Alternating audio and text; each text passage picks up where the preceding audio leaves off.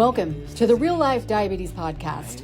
I'm your host, Amber Kluwer, and I've lived with type 1 diabetes for decades and enjoy sharing my story and those of other people living their best life with this disease. This podcast is about sharing those stories, the real, unfiltered experiences of people living, learning, and finding their own way with diabetes. All right, enough rambling. Let's get started.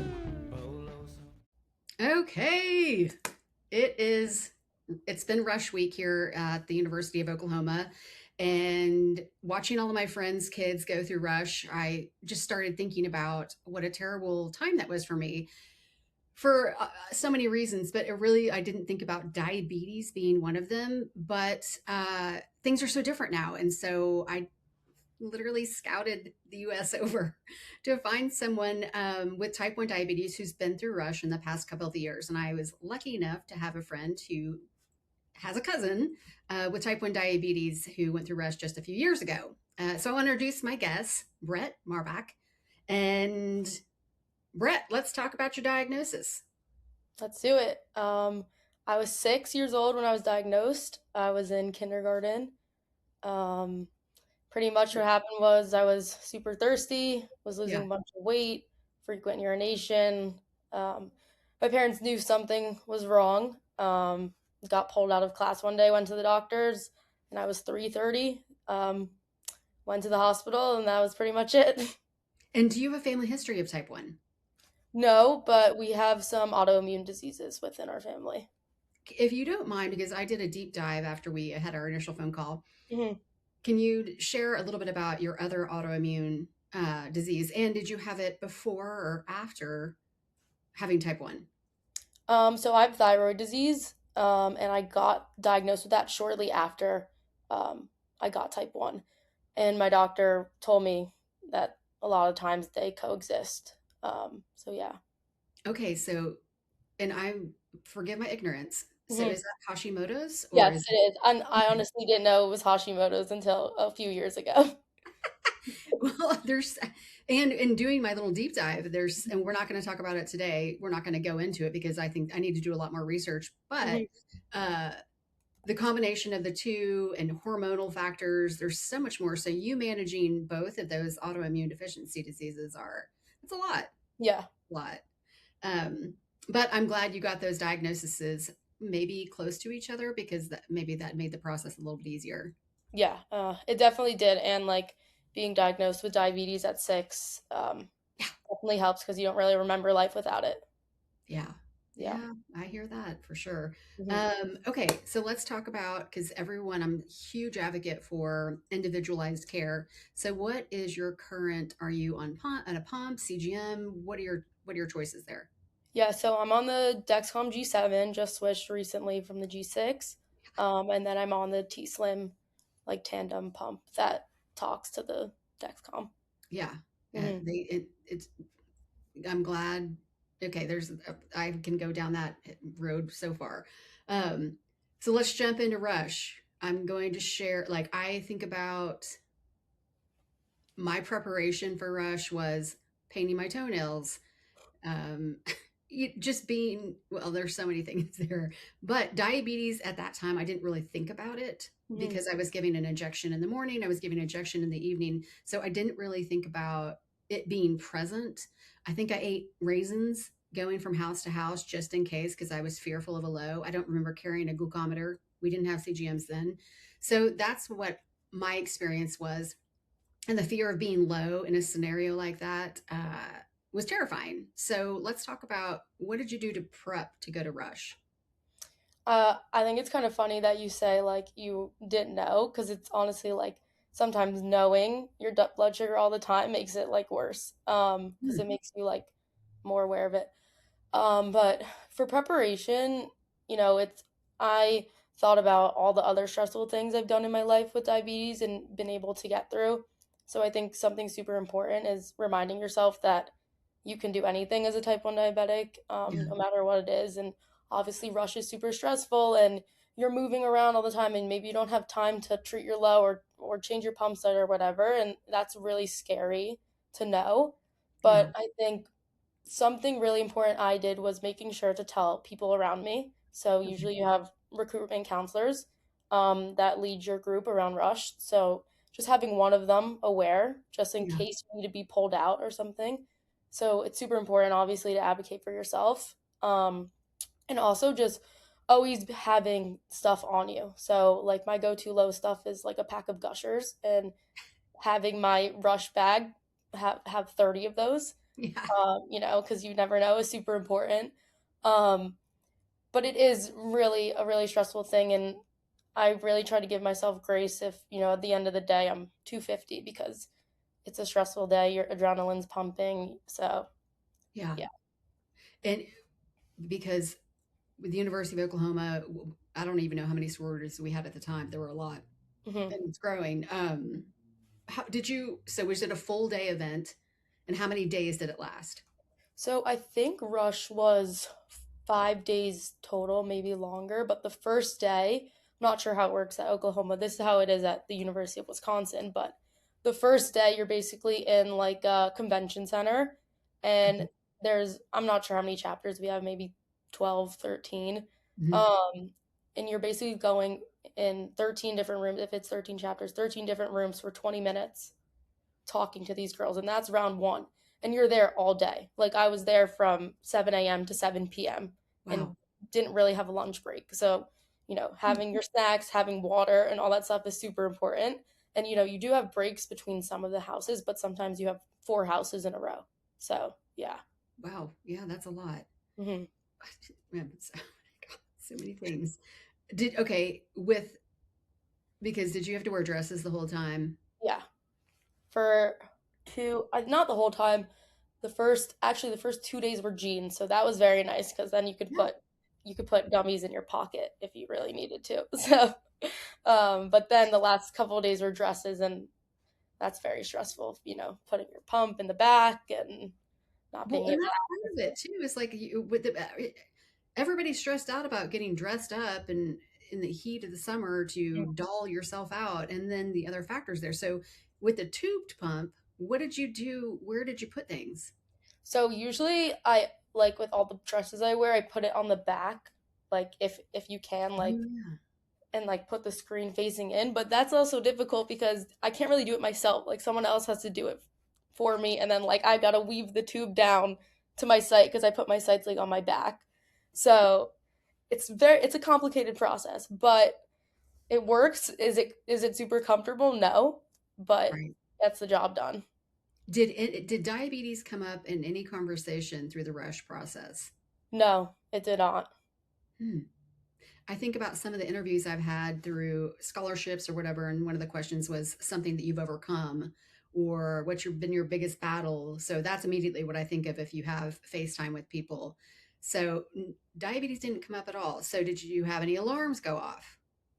No alarms. I did Good. have like a close call. I was back to back houses during like one of the last rounds, so it was like my final two or three houses, and I was like 70 going into it, so I was in line lining us up, Yeah. and I just threw down a pack of Gushers and unplugged my pump, went in, and I did it. But that was anxiety provoking for sure. So you went through everything was, I'm going to say successful. I don't know what the words are there, but Yeah, what house did you pledge? I'm in A5. And and congrats on that. Thank you. Uh, once you pledged, did you, did you have a conversation? And I only say that because I know a lot of sororities, all fraternal, whatever they're called, um, usually have a cause or something like that. So did you talk about your diabetes after the pledging?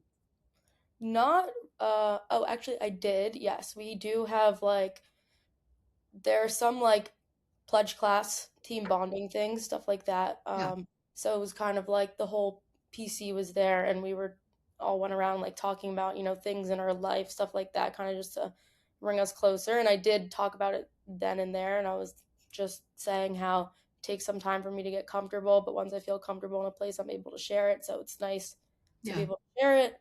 Um, but nothing with like our foundations and stuff like that. Um, Which is however, okay. Everybody's got, and yeah, you're going to it into a home that might already have their charities and all the other things that they work on. So yeah. Do you live in the house currently? No, I don't. Some of my friends did last year, but I chose to live not in the house. Okay, and that was I had a whole other list of questions like Mhm. when you move into a home like that with around so many other people. Did you live in the dorms? I lived in an apartment last year. Okay, good. Hmm. Good for Yeah, you. it was about 2 steps away from the sorority house, so it was very nice. Oh, that's perfect. Yeah. And the only reason I ask that is because who all do you tell, especially if you're going to be sleeping is so important that everybody knows. Hmm. Do you have housemates? Yeah, I had a roommate last year, and now I live with 4 other girls this year.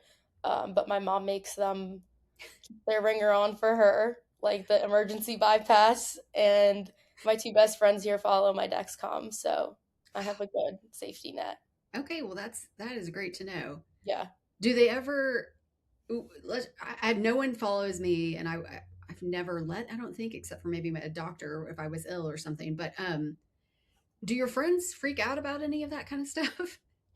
No, like I think they kind of know, like, because obviously, like, my mom is, text me, I'm low. I know I'm low. So I think they've seen that and they kind of are like, they'll say, "Are you okay?" But they kind of know that I'm fine. They know kind of not to bother me. Um, but I think it makes them feel better too, knowing they have it if there was something ever really wrong.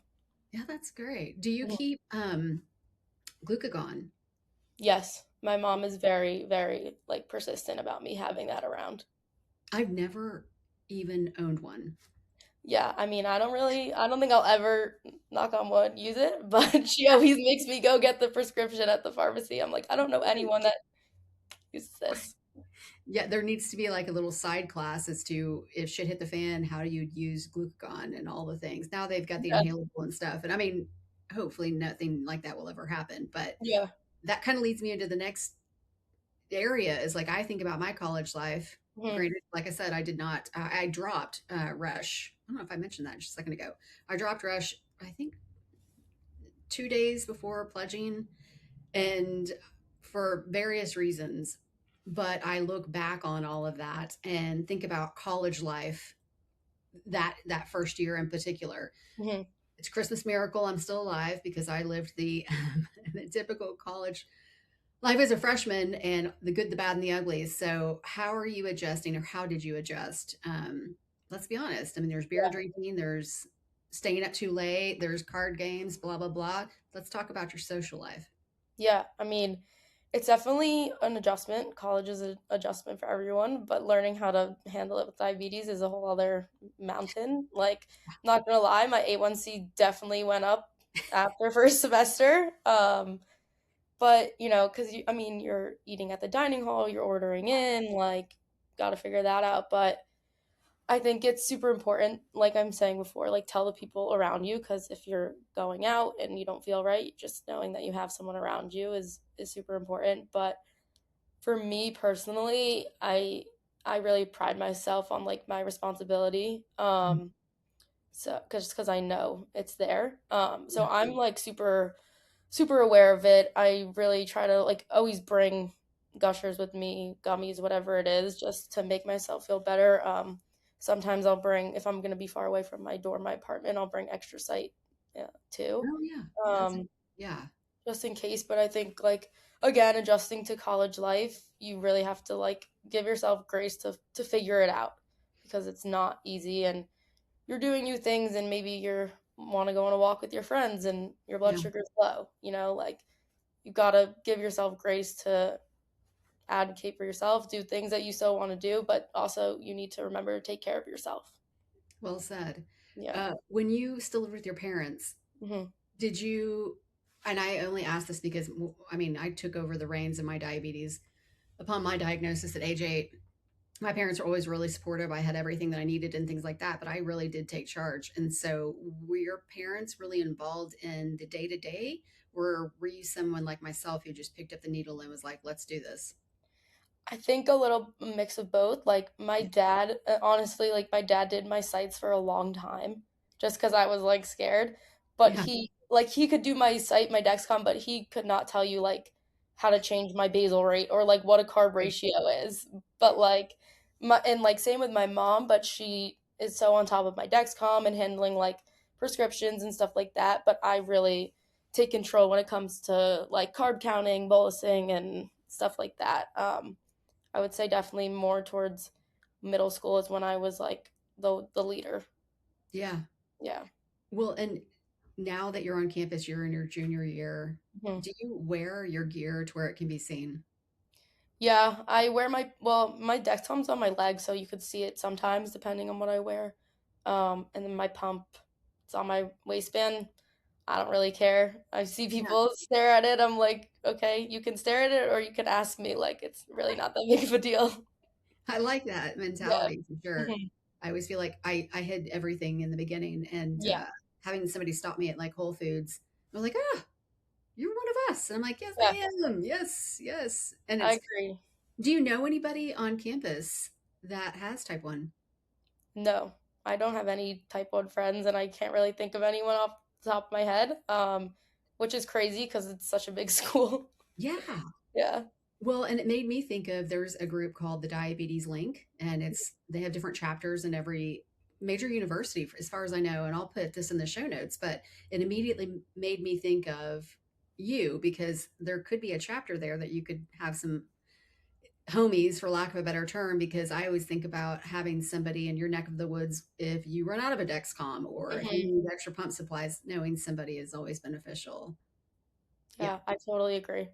Well, I will make that connection for sure. And so, social life, okay. dr- how to word that?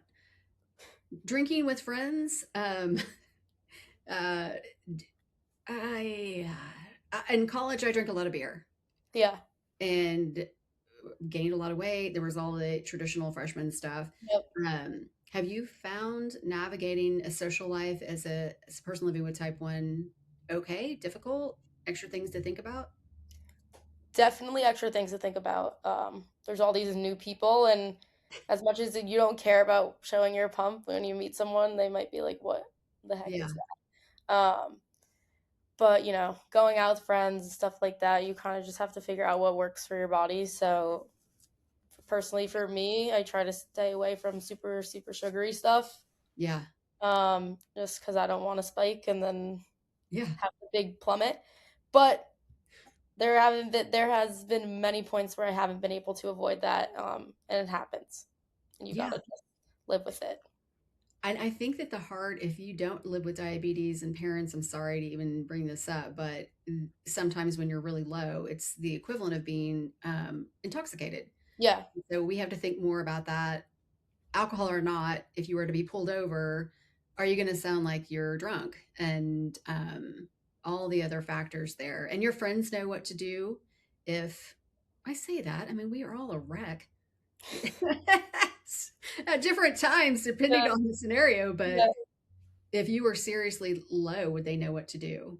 Or if they found you passed out? I mean, I mean, my mom, like, when we moved in, like, was like, "All right, you need to put icing or sugar on her gums." oh, So they know that, and they know where my I gushers are. So never heard of that. That's a good trick I don't because know.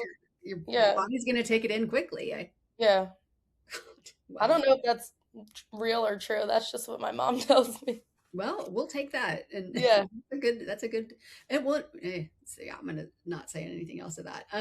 You are also have a very active lifestyle. Hmm. So let's talk about working out Yeah. and managing your diabetes. And we don't have to deep dive into this because everybody, it's crazy to see how many people think they've mastered it, and maybe they have for their own body. But yeah, what do you do when you go into a workout, and what does that look like? Yeah, it's funny you say that, like, people have mastered it because I see it, like, people on TikTok running marathons and their blood sugar is 100 the whole time. I'm like, that could never be me. Oh, Um, people die. Yeah. yeah. But going into workouts, um, this is kind of my mentality when I played basketball too, is that I much rather be high than low. Yeah. So I'm always trying to be around 200. And I have exercise mode on my pump too, which is helpful. Mhm. Sometimes it works out and sometimes it doesn't. Like, obviously the adrenaline Yeah. makes me spike sometimes, and I've also noticed, I don't know if you do like the hot yoga workout classes, but they make my blood sugar spike so much, and I don't know why.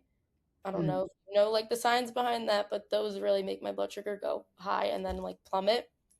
So I avoid those as much as possible, even though I like to do them here and there.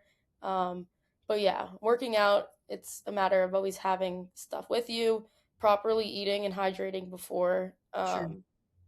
and just being aware and making sure to check your blood sugar if you don't feel right. And just out of curiosity with the hot yoga, and I Mhm. can connect you with people that can help maybe with that, Yeah, navigate that system. But when you say you go high during the yoga process, which for a lot of us that do something athletic, that is usually the case. The drop later, is that, excuse me, 30 minutes later, an hour later? Is it something that you can, I'm going to say, time? yeah. I've learned I can time it. I'll keep it like my blood sugar level enough where I'm not low until maybe I'm on the car ride home from the class, if I do go low. Well, and it's one of those things too. It makes you, when you see your numbers rise and you know that it's coming, you immediately want to bolus. Yeah. And, but that could work against you in the next 2 hours because then you have too much insulin on board, too much. I mean, so this is trial and error, Yeah. and you feel good about the process in which what you do. Yeah. Probably not going to change it anytime soon. I think this has given me like the most success and most freedom working out, cuz I'd much rather be 250 than 60 cuz then I can't work out, you Yeah. know. Yeah, that's a fact. Mhm. Okay, dating. Dating in college life. Yeah. Are you dating? Do you want to talk about it? I mean, we could briefly like discuss. Like, I don't I don't want to give too much away. No, no, you don't, no details. I don't I need mean, to know everybody's names. I'm single, so Okay, when you do date, because I think about the guy that I dated all through college, bless his heart. We kept Skittles in the nightstand. I mean, I woke up one time and there were Skittles everywhere. Not proud of that. yeah. So it's dating is difficult. I don't care what age yet for most of us. Have you had those conversations with somebody that you're building a relationship with? Yes, so my ex from we I dated him for 2 years. So he was very good about it. And like from the jump when we started dating, he was always like on top of it, got me low stuff and stuff like that. And he Awesome. was super, super accepting about it, as everyone should be. But now it's like when you're dating people, you gotta like explain what that Yeah. thing on your leg is or the thing on your waistband is, and if it's a first date or something like that, it could be a little nerve wracking because you don't know how someone's gonna perceive it. Yeah, and that was going to be my next question. Do you disclose it right off the bat, or do you wait to see is it worth the second date to even Hmm. disclose that kind of stuff? I don't usually like say it unless they ask what it is because I just don't really feel like it. um, So once I'm getting closer with someone, I usually say it because at that point they've probably you would hope they've probably noticed it. Um, but yeah, it's not something I'm just gonna say right away. Yeah, that's a really difficult one. I'm currently Yeah, trying to date. It's difficult, and it gets yeah, so much worse when you get older. Should not disclose I that. know. But it's always a matter of when do you say something, and Yeah, it's like yeah, that awkward like thing. It's also like it's not embarrassing to say that you have yeah. diabetes, but it's like how do you explain all of this in simple terms? I mean, and then, well, you're a walking robot, basically. You've Yeah. got Like this is my pancreas on my waistband. So, well, and something kind of in the last couple of things I want to bring up because you're 20 years old, mhm. and are you currently on your parents' insurance? Yes, I am. And have you, I'm sure your mom has been thinking about this, but when that you roll off, whether or not it's you graduate, you get a job, and you take on a company's insurance, or if you roll off at age 26, have you guys had those discussions? No, we haven't had these discussions, but it's definitely something in the back of my mind because something that like I notice is like switching from Humalog, like I'm on Humalog, but sometimes I'm on like the like the generic brand of Humalog because the Okay. insurance switches, and then also at school, like I can only go to a specific pharmacy. Yeah. So health insurance is definitely something difficult. Yeah. Yeah. Yeah.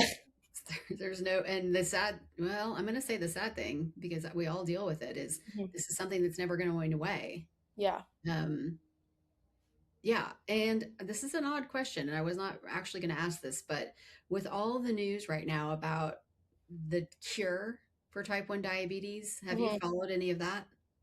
I've seen like, are you talking about like the transplants and stuff like that? Yeah. Yeah, I mean, I've seen it, and my mom is always like, "We should get you to do this."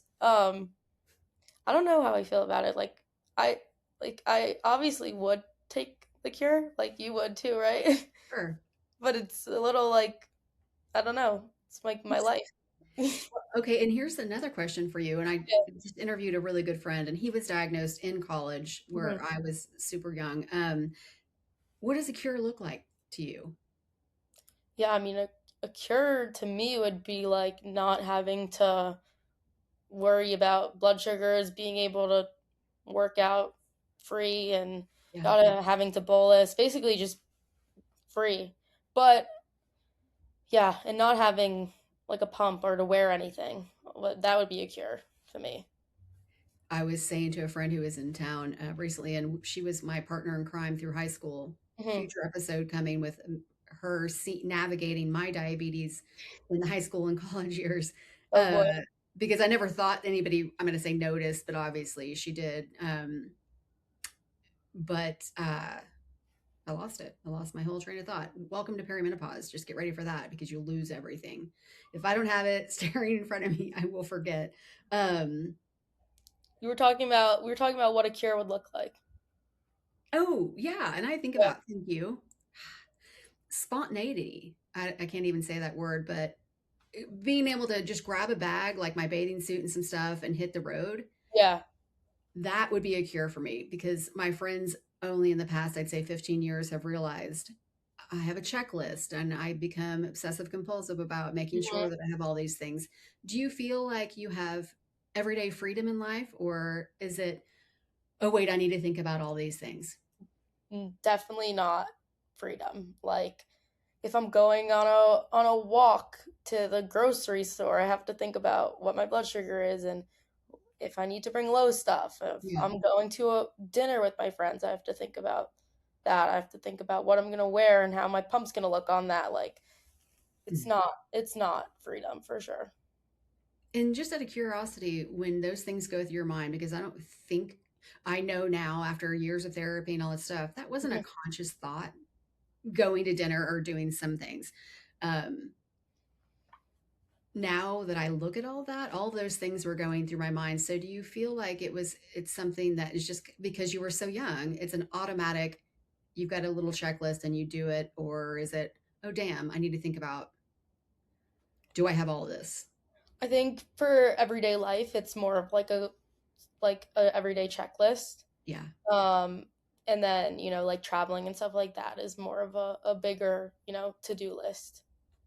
How does your mom handle? Have you been overseas yet or anything? No, but I'm going abroad next semester, so Hey, that I'm excited for that, but also worried about getting enough supplies and all of that. where are you going to be studying? Madrid. Woohoo! Yeah, Okay. yeah. Are you already thinking about what you'll need to do in order to go? Yes, definitely. I know like you can reach out to like the whatever I get like my stuff from Yeah. advanced diabetes supplies, and I know like I gotta reach out and tell them like I need like a travel override and all Yeah. that fun stuff. There is a lot that goes into that. I Yeah. think about it too. We're in a great position in that I went to Europe my senior year of college and was there for 5 weeks, almost Hmm. six, by myself. I say that loosely. Um, and I remember going to my endocrinologist and saying, "Hey, listen." At that point, I was on like Lantus and Novolog, Hmm. and you're giving your shot at certain times and there was not a lot of room for error there, and thinking I'm going to be there's going to be an 8 hour difference, how do I manage this and how do I Yeah. go into it? There was no literature, there was nothing. It was like, oh well, good luck. Yeah, how does your body even adjust to that time It didn't difference? do it very well. But it's one of those things in kind of the spirit I think that both of us have is I made it. I did Yeah, it. And definitely. even had health problems while I was there. I went to the hospital. Um, Not diabetes related. I got really ill, but still there were some other factors there that so there's a lot of people that can help you through that, especially the travel abroad. I'm so excited for you. Yeah, I'm looking forward to it. Well, the last question I have for you. So, if a young person Mhm. or a parent is listening to this and their daughter wants to go through Rush, do you have any pieces of advice? I would say definitely one, tell the people around you if you feel comfortable. Yeah. Two, always have stuff on you because you usually have a rush bag. And three, think about all the things that you've done in your life that are definitely much harder than rush, Yeah. and you've accomplished it. And I think one thing that a lot of us diabetics don't do enough is give yourself grace and tell yourself, I got through this, I did this. So tell yourself that you can do this and you can do anything with diabetes, as like cliche and like cringy it is to say that. Like it is true. I think that's well said. Yeah. And thank you, Brett, so much for taking the time. And thank you to all the parties that be that helped me find Brett because I want to say, thankfully, wasn't able to come across a lot of type ones that have been through Rush. And if you Mhm. are listening and you've been through this journey, please reach out, send us a message because all the in the show notes and whatnot. Because Brett needs to make some new friends. Yeah, I do. I need some more diabetic college friends. All right. Well, thank you so much, Brett. Well, thank you for having me. That's a wrap. Thank you so much for tuning in, and I hope you enjoyed this interview.